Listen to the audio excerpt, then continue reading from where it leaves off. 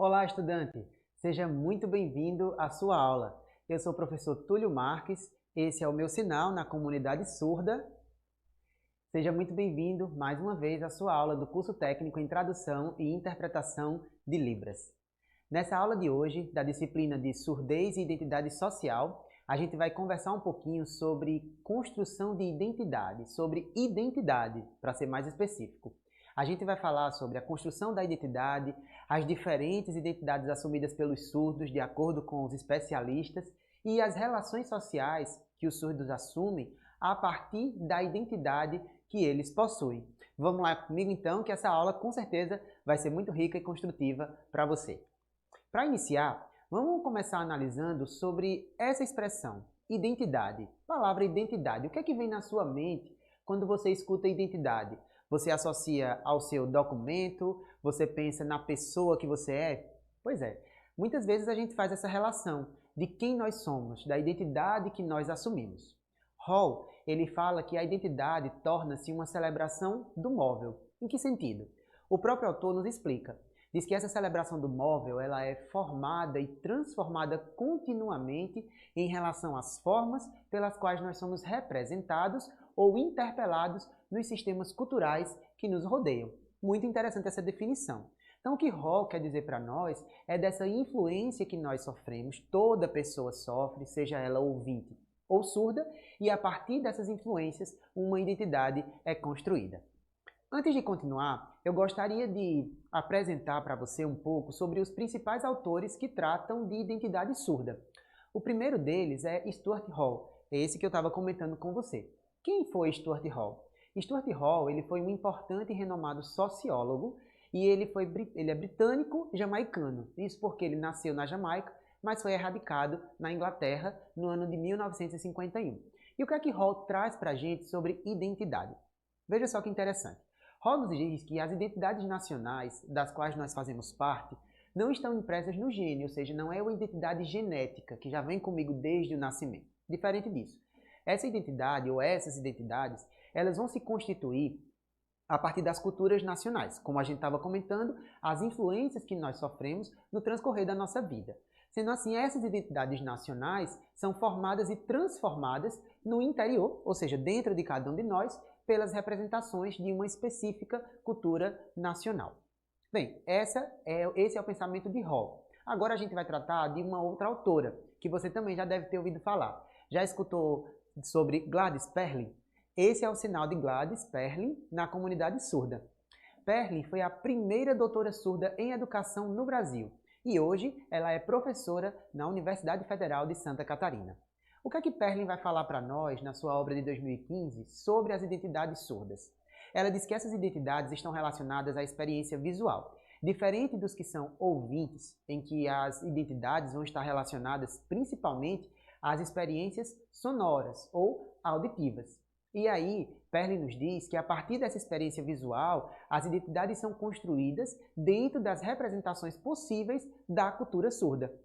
E que nós não possuímos apenas uma identidade. Perlin traz isso para nós. Por exemplo, se uma pessoa nascida no Brasil, ela vai ter influências da cultura brasileira, mas se ela entrar em contato com uma cultura estrangeira, por exemplo, se ela fizer um intercâmbio, digamos que você faça um intercâmbio, ou que você receba alguém de um outro país, de uma outra cultura, ou até dentro do próprio país, pense numa tribo indígena, por exemplo, você vai carregar com você, você vai se apropriar de hábitos culturais que sejam benéficos e que você queira se apropriar disso.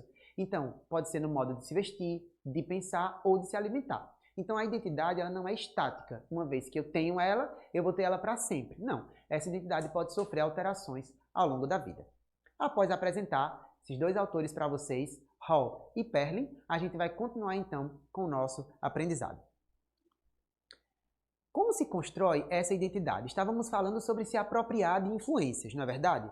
Bem, Perlin nos diz que a identidade ela é dinâmica e fluida, sendo móvel e frequentemente transformada. Veja que expressão interessante que Perlin aborda.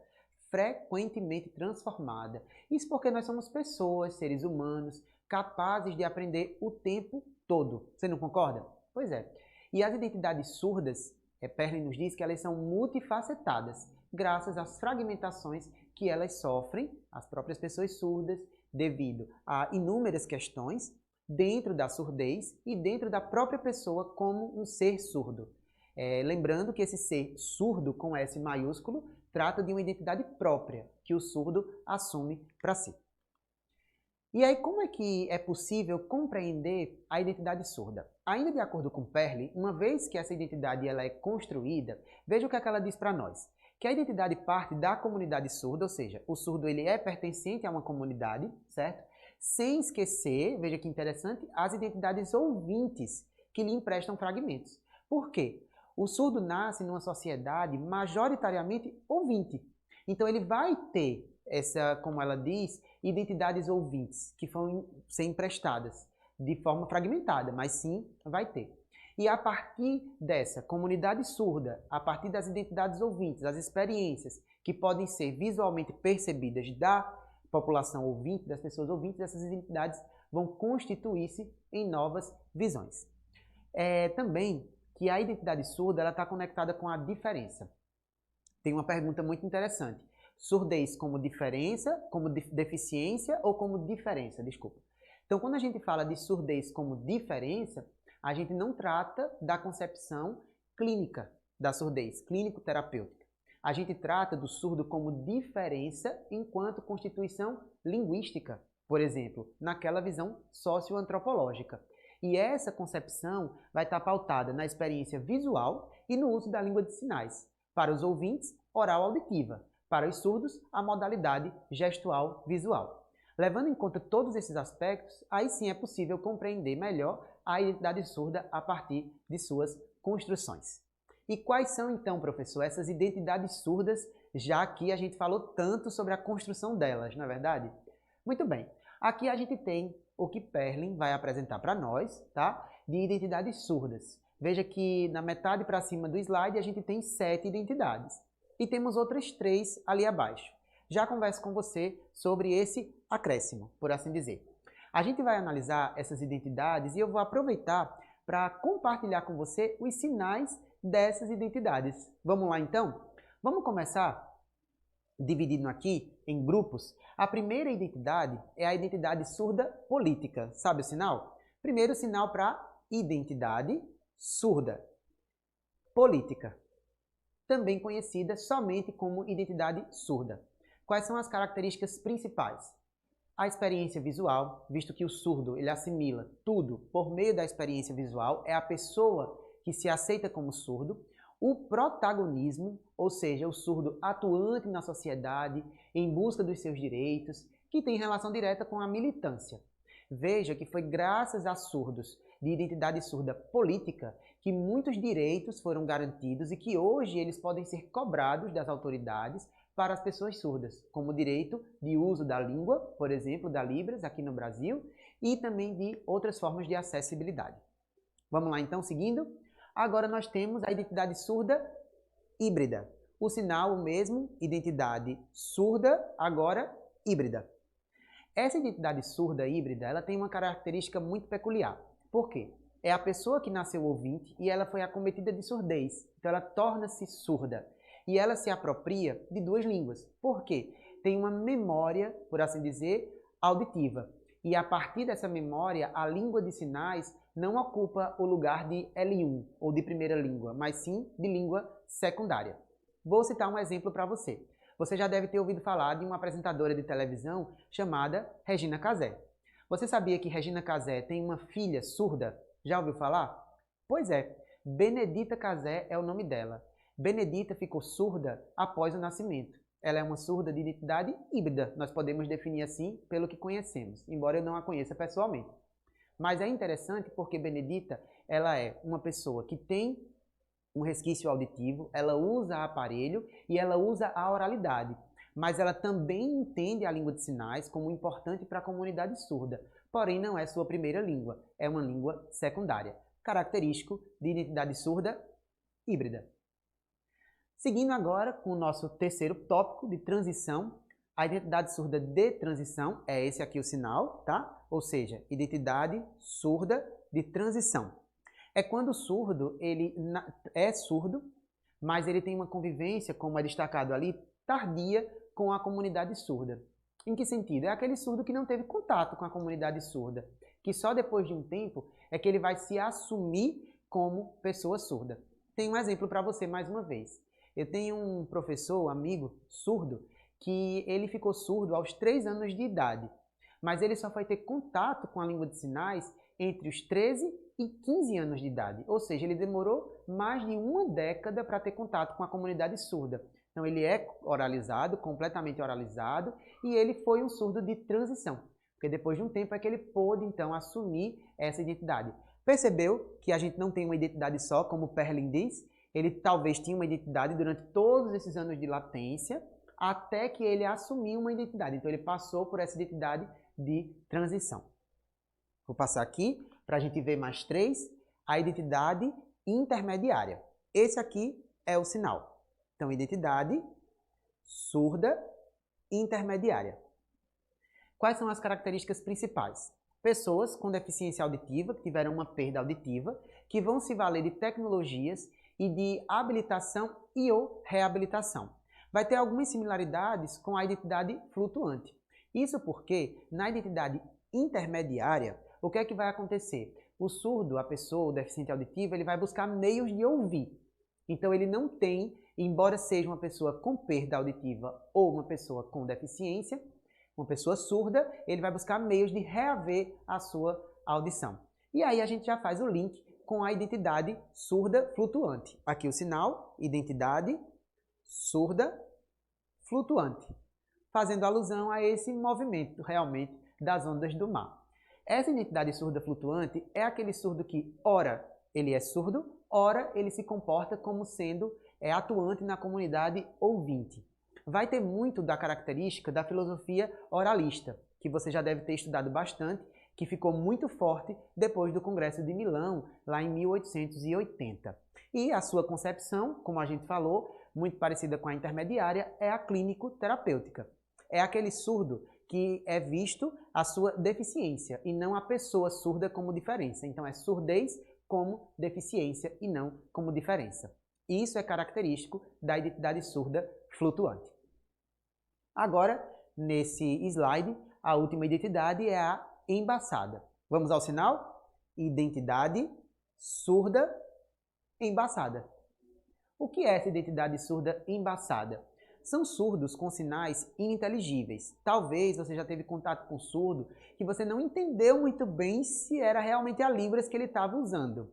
Não se preocupe, isso acontece porque esses surdos, muitas vezes, igual aos surdos de transição, têm um contato tardio e eles não têm a representação das suas identidades. Muitas vezes são surdos que ficaram isolados da comunidade, que foram tidos como pessoas, às vezes, loucas, de fato como doentes nessa concepção clínico-terapêutica, e eles não conseguiram se assumir como surdos. Então eles acabam ficando com essa identidade embaçada, que tem esse significado aí para nós, né? De uma coisa que realmente não tem nitidez. Então não é possível determinar exatamente se o surdo ele é participante da comunidade surda ou se ele é ouvinte. Por vezes esse tipo de identidade, essas pessoas que levam ela, têm o hábito de tentar falar, achar que são compreendidos por meio da oralidade, porque não se compreende como surdo, embora entenda que não tem audição. Acho que eu me fiz entender para você. A última identidade apontada por Perlin é a identidade de diáspora. Vamos ao sinal? Identidade surda de diáspora. Interessante essa identidade, né? Você já tinha escutado? Diáspora foi um termo cunhado para os judeus quando eles saíram das suas terras. Mas depois essa palavra, esse termo, ficou conhecido para pessoas que saem dos seus lugares e vão experimentar outras realidades, tá? Então, conforme ali os tópicos apresentados, são surdos que se deslocam, passam por processo de migração ou imigração e que possuem muitas variações linguísticas, certo? Isso pode acontecer dentro de um próprio país ou pode acontecer também com relação a viagens para países diferentes. Você, querido estudante, já deve ter notado que há uma variação linguística dentro da língua de sinais porque a língua ela é viva. Então é natural que a gente tenha essa variação. Mas é muito importante ter cuidado com a identidade surda de diáspora, tá? Por quê? Quando a gente tem a nossa realidade e a gente sai para experimentar uma realidade diferente, A gente não pode voltar querendo impor o que a gente viu lá fora para que seja implementado, né? Claro, isso pode acontecer em caráter sugestivo, por exemplo, mas o surdo de diáspora é importante que dentro dessa identidade ele entenda que todo um artefato cultural é levado em conta para a construção da sua identidade, da sua língua. Aqui, por exemplo, no estado de Pernambuco, nós temos muito regionalismo, é um estado riquíssimo, suas danças, suas comidas típicas e assim por diante. Então é importante levar em consideração tudo isso, mesmo que hajam essas variações, que são muito ricas na possibilidade de experimentar, isso é maravilhoso. E aí, gostou de aprender um pouquinho mais sobre essas identidades? Mas a gente ainda não acabou. A gente tem mais 3 identidades que foram adicionadas, e eu falei para você que a gente ia conversar sobre, por Carvalho e Campelo. O que é que os autores mencionam para a gente? Eles adicionam 3 identidades muito interessantes. A primeira delas é a identidade negra surda. Vamos ao sinal? Identidade surda negra. Qual é a principal característica dessa identidade surda? Ela foi criada a partir do Congresso Nacional de Inclusão Social do Negro Surdo. Se você puder, dê um Google aí, né? Busque na internet sobre esse congresso que você vai ver quantas coisas foram implementadas a partir daí. A gente sabe que existe um preconceito estruturado na sociedade e que isso é muito complicado de se lidar, não é verdade? Então, ser surdo e ser negro, de acordo com Carvalho e Campelo, é duplamente diferente. Não é só uma pessoa surda e não é só uma pessoa negra. É uma pessoa surda e negra. E ela vai ter as mais diferentes circunstâncias sociais, culturais, para ter acesso, tá, às questões sociais mesmo da sociedade. Então a gente vê uma luta muito grande, né, na questão da pessoa negra, da pessoa afrodescendente. O mesmo vai acontecer na identidade negra surda. Então os surdos que se identificam assim, eles entendem que existe o fato de, além de ter a surdez como diferença, também são pessoas negras. Se assumem, se aceitam e lutam pelos seus direitos duplamente. A outra identidade é a surdo-cega. Essa identidade tem uma característica muito interessante, que é de pouca visibilidade. Você já teve contato com uma pessoa surdo-cega? Eu lhe garanto que se você tiver contato uma vez, vai ser uma experiência inesquecível.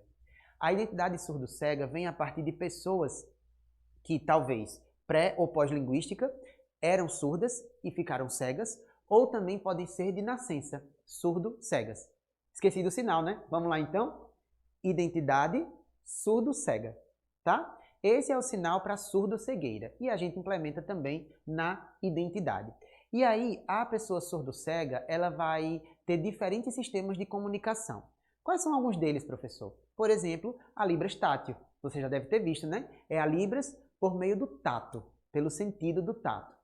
Pode ser também através do método Tadoma, em que esses 3 dedos são colocados no maxilar para que se entendam as vibrações das cordas vocais. E a pessoa surdo-cega pode então captar a vibração para conseguir pronunciar as palavras. É um método interessantíssimo. Então, sim, a pessoa surdo-cega também tem a sua própria identidade. Lembrando do que Perlin disse, essas identidades elas são construídas e elas vão ajudar a pessoa, o ser, a se constituir como ser social. Então, por isso que é tão importante que exista uma identidade para a comunidade surdo-cega. E a nossa última identidade, que vamos mencionar hoje, ainda de acordo com Carvalho e Campelo, é a identidade Capó. Já tinha ouvido falar? Vamos para o sinal? Identidade surda, olha aqui, Capó. Esses 3 dedos e esses aqui. Esse é o sinal. E o que é essa identidade surda Capó? Capó é uma tribo, uma comunidade indígena, oriunda lá do sul do Maranhão, que tem uma comunidade de ouvintes pequena e de surdos também pequenas. Veja que são apenas 13 a 15 surdos Capó. Mas eles usam a língua de sinais. É a língua de sinais Capó. Eles se apropriaram dessa língua e eles usam. A partir daí, são criadas políticas linguísticas para ajudar a esses surdos que vivem ali. É interessante porque os pares ouvintes, eles aprenderam a língua de sinais. Apesar de serem poucos surdos usuários da língua Capó, a língua de sinais Capó, os ouvintes em respeito aos seus compatriotas indígenas surdos aprenderam essa língua de sinais para se comunicar com ele. Legal demais, né, essa iniciativa? Pois é muito interessante e muito rico de conhecer. Estudante, muito obrigado pela sua atenção a essa aula. Foi um prazer compartilhar esse conhecimento com você. Espero que você tenha gostado e que tenha sido um momento muito rico. Até a próxima aula.